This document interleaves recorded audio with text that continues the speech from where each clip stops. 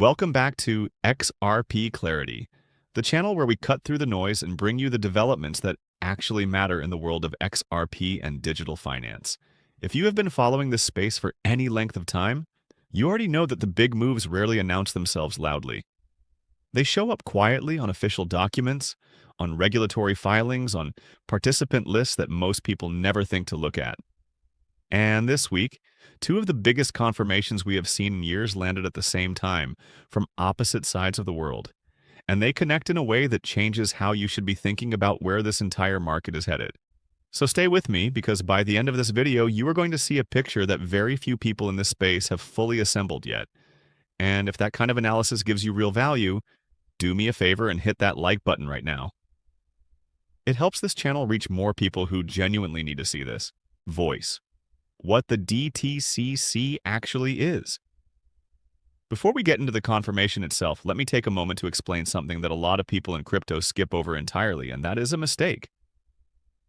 The DTCC, the Depository Trust and Clearing Corporation, is the central post-trade backbone of the entire United States securities market. Every single trading day, trillions of dollars in transactions flow through its infrastructure. We are talking equities, fixed income, repo financing, securities settlement, the full spectrum of American financial activity. When you go onto your brokerage platform, whether that is Fidelity, Charles Schwab, or whatever you use for your retirement accounts, and you buy or sell a stock, the clearing and settlement of that transaction runs through the DTCC. Clearing is the process of confirming that the buyer has the funds and the seller actually has the shares. Settlement is the transfer of ownership that follows, typically 2 business days after the trade. The vast majority of Americans who hold stocks, bonds, or mutual funds inside a 401k or an IRA have financial activity flowing through this system every single day without ever knowing it exists. It sits completely below the visibility line for most people. It is the plumbing, and the entire financial system depends on it. Voice. The DTCC participant list. Now here is where it gets important. The DTCC maintains an official participant list. These are not companies that signed up online. These are firms that were granted direct operational access to the clearing and settlement infrastructure after going through a serious process of institutional vetting and regulatory approval. JP Morgan is on that list. Goldman Sachs is on that list. Citibank, HSBC, Deutsche Bank, ING, Charles Schwab, Cantor Fitzgerald, Freddie Mac, Fannie Mae, all of them are on that list. These are the most recognizable names in American and global capital markets. Institutions managing volumes that most individual investors have no real frame of reference for. Getting onto this list is not something you apply for like a software subscription. It is granted. It reflects a level of institutional trust, operational capacity, and regulatory standing that takes years to build. And now, documented at entry number 9,388 on that same official list, is Ripple Prime. Let that land for a second. Entry 9,388, right there alongside the names that have defined global finance for generations. Voice. What Ripple Prime actually is. Ripple Prime started as Hidden Road, a multi-asset prime brokerage that Ripple Labs agreed to acquire in April of 2025 for $1.25 billion. That made it one of the largest acquisitions ever completed by a crypto company, and it made Ripple the first crypto-native firm in history to own and operate a global prime broker. The deal closed, Hidden Road was rebranded as Ripple Prime, and its position on the DTCC participant list is now a matter of publicly available documented record. So what does a prime broker actually do? A prime broker handles execution, clearing, and settlement of securities for institutional clients, hedge funds, asset managers, and financial institutions that need access to deep liquidity and the ability to manage complex trades across multiple asset classes simultaneously. Only the most established, most operationally trusted firms in global finance have ever operated at this level. For a crypto-native company to land inside the DTCC's post-trade infrastructure alongside JP Morgan and Goldman Sachs is not just rare. Every outlet covering it has called it rare, but that actually understates what this is. It is unprecedented. Nothing like this has happened before in this industry. Voice. RLUSD already running in production. Here is what makes this even more significant. Ripple Prime already uses RLUSD, Ripple's own dollar-pegged stablecoin, in its live operations. The connection between the XRP ecosystem and the DTCC's settlement infrastructure is not theoretical. It is not projected. It is not in a sandbox or a pilot program. It is operational right now. Institutional clients can execute, clear, and settle traditional securities through a platform rooted in Ripple's technology, using its stablecoin as part of the process. That means a stablecoin built on Ripple's technology is already running inside the plumbing of U.S. securities markets. Think about what that actually means. The same infrastructure that processes your brokerage activity, the same backbone that handles the retirement accounts of tens of millions of Americans, is now running a Ripple-built stablecoin as part of its operational workflow. This is not a future state. This is not a roadmap item. This is the documented present, and it is happening right now, whether the mainstream financial press is covering it or not. Voice. Citibank's $5.5 trillion projection. Now let us bring in the second major development, and this one adds a completely different layer to the story. Citibank, one of the largest financial institutions on the planet, projected this week that the tokenized securities market will grow from $17 billion today to $5.5 trillion by 2030. $5.5 trillion. That is not a rounding error. That is a structural transformation of global capital markets.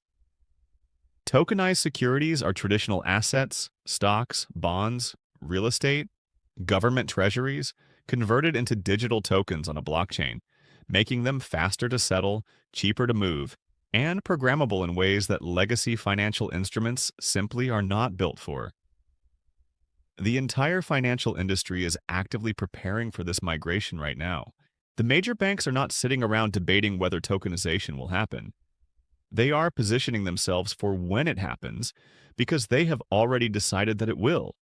And when that migration arrives at scale, it will need post-trade infrastructure to handle the clearing and settlement of those tokenized assets. The firm that is already confirmed inside the DTCC's clearing and settlement backbone, the same backbone that Citibank itself operates through every single day, is Ripple Prime. This is not a coincidence. Voice. Japan's ruling party moves. While all of this was developing on the U.S. side, something equally significant was happening on the other side of the world, and it deserves just as much attention. Japan's ruling Liberal Democratic Party, the LDP, formally submitted a proposal to the country's financial minister calling for a legal framework governing crypto ETF trading and promoting yen-based stablecoins. This was not a think tank position paper. This was not a speculative op-ed. This was a formal government submission from the ruling political party of the world's third-largest economy, framing its digital asset strategy around AI plus on-chain finance and cross-border payment use cases across Asia. When a ruling party formally submits a framework proposal to a financial minister, the institutions operating in that country begin preparing for the legal reality that proposal is likely to create. They do not wait for the final law to pass. They begin aligning their systems, updating their product offerings, and adjusting their compliance frameworks well before the deadline arrives. That preparation is already happening in Japan right now. Voice. Japan's XRP infrastructure already in place. And here is why that matters so directly for XRP. The JPYC, a trust bank-backed yen stablecoin from the SBI Group, issued through Shinsei Trust and Banking, has a stated path that runs directly to the XRP ledger. The XRP ledger already runs as the core network for USDC, RLUSD, euro-denominated stablecoins, and the XSGD. Ripple has been actively adding bank-grade stablecoins to that ledger for some time now. If the JPYC follows its documented path, Japan's national currency would be added to that list. SBI Ripple Asia has been operating in Japan for years, a joint venture that predates the current wave of policy attention by a significant margin. The foundation is not being built, it is already there. Plans are in place to roll out RLUSD in Japan through SBI's licensed exchange, with that rollout anticipated for the second quarter of this year. And Japan is also in the process of formally reclassifying XRP and other digital financial products under its Financial Instruments and Exchange Act, with full industry compliance expected in the first half of 2027. Voice, SBI's 2.5 trillion milestone. That regulatory timeline matters more than most people realize, because reclassification does not flip a switch on the deadline date. Institutions begin aligning their infrastructure, their compliance frameworks, and their product offerings well before the final deadline arrives. And while that alignment is underway, SBI Remit just crossed 2.5 trillion in cumulative international remittances processed through Ripple-connected infrastructure. $2.5 trillion already moved across borders through this system. Real money, real volume already processed. For anyone who has spent time watching the traditional banking system handle international wire transfers, the fees at the sending bank, the correspondent bank taking a cut in the middle, the receiving bank taking another cut, the multi-day processing windows that nobody can explain, that number is not abstract. It represents a real alternative to a broken system that has been extracting value from ordinary people for decades. And it is not hoping to compete with the correspondent banking model someday. It is already operating at serious scale with confirmed infrastructure running in production. Voice, Peter Brandt's unexpected endorsement. And then there was this from the last place many people in this space expected to hear it. Peter Brandt is a veteran FX and futures trader with decades of experience in traditional financial markets. He appeared as a guest on a well-known crypto program whose host has historically been quite skeptical of Ripple and XRP specifically, someone who has never been particularly open to the XRP thesis.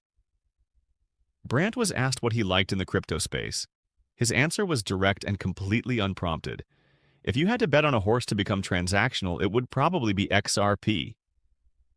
The host pressed him, asked whether XRP is probably the best. Brandt confirmed it. Let me be clear about what that is. That is a veteran traditional markets trader with no known XRP position, speaking on a platform with a long documented history of skepticism toward this asset, delivering unsolicited credibility from a source that nobody would have predicted. That kind of endorsement does not come from hype. It comes from someone who has spent decades watching how financial infrastructure actually gets built and adopted, looking at the landscape and pointing at XRP. Voice, Binance drops the major move.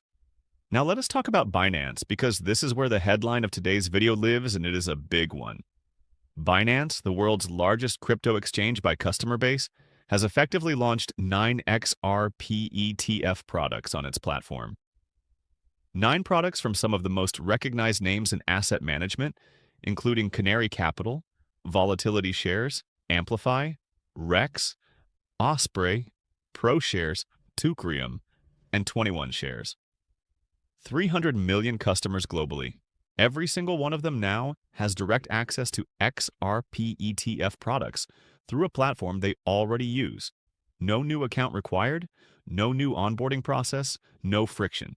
300 million people can now get XRP exposure the same way they already interact with Binance every day. Think about what that distribution looks like from a capital flow perspective. That is not a niche announcement. That is a structural expansion of access to XRP at a scale that simply has not existed before, and it happened in a single move. Voice, US spot. ETF data confirms the trend. The US spot ETF data is running in exactly the same direction. XRP spot ETFs pulled in $15 million in net inflows just last week, with Bitwise leading at $9.3 million and Canary Capital adding another $2.38 million on top of that. Total assets under management in XRP ETF products now sit at $11.2 billion, with $471 million in cumulative historical inflows since launch. That capital allocation is already happening. It is not projected. It is not anticipated. The numbers are already in the data. Institutional capital is entering at a measured, consistent pace, and the infrastructure to absorb significantly more of it is now in place across multiple jurisdictions and platforms simultaneously. When you see Binance expanding access to 300 million customers on the same week that US spot ETF inflows are accelerating, and assets under management cross $11 billion, you are not looking at coincidental timing. You are looking at converging momentum. Voice, XRP supply management, and the escrow pattern. Meanwhile, 700 million XRP was relocked into escrow recently, continuing a pattern that has been consistent for years now. 1 billion XRP released each month, with similar amounts being relocked. The supply management is methodical, and it has been methodical from the beginning. The thesis has always been intact on this point for anyone paying close attention. This is not a development that requires interpretation. It is a system that runs as documented and has run that way without exception. For people who have followed XRP long enough to remember when the escrow release schedule was being debated and questioned at every turn, watching it execute with complete consistency for this long is its own kind of signal.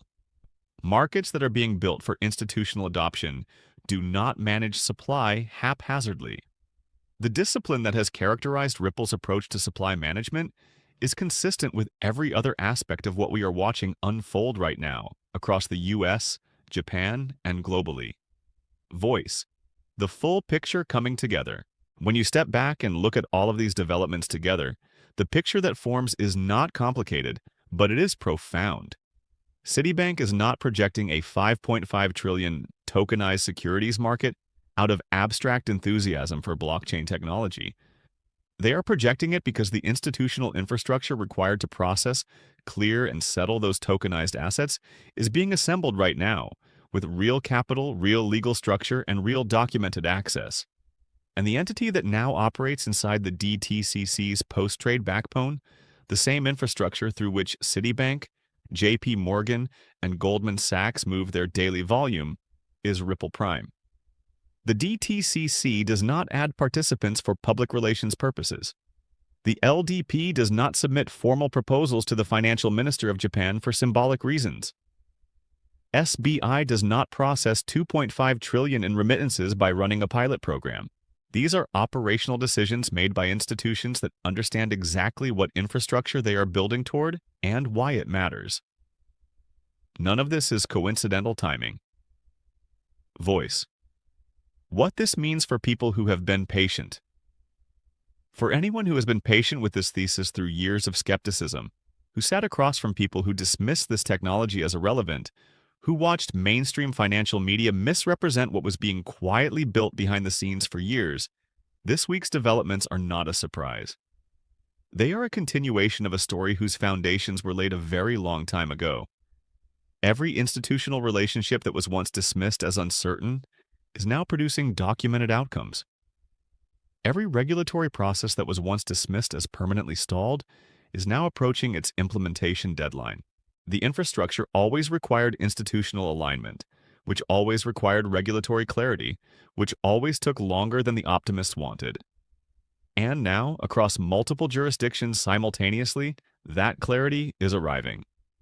On official participant lists, in formal government proposals to financial ministers, in capital allocation data that does not speculate and cannot be argued with. The people who tracked the structural developments while others were watching price charts understood this before it became obvious, and if you are watching this channel, you are one of those people. Stay informed, stay positioned. We will see you in the next one right here on XRP Clarity.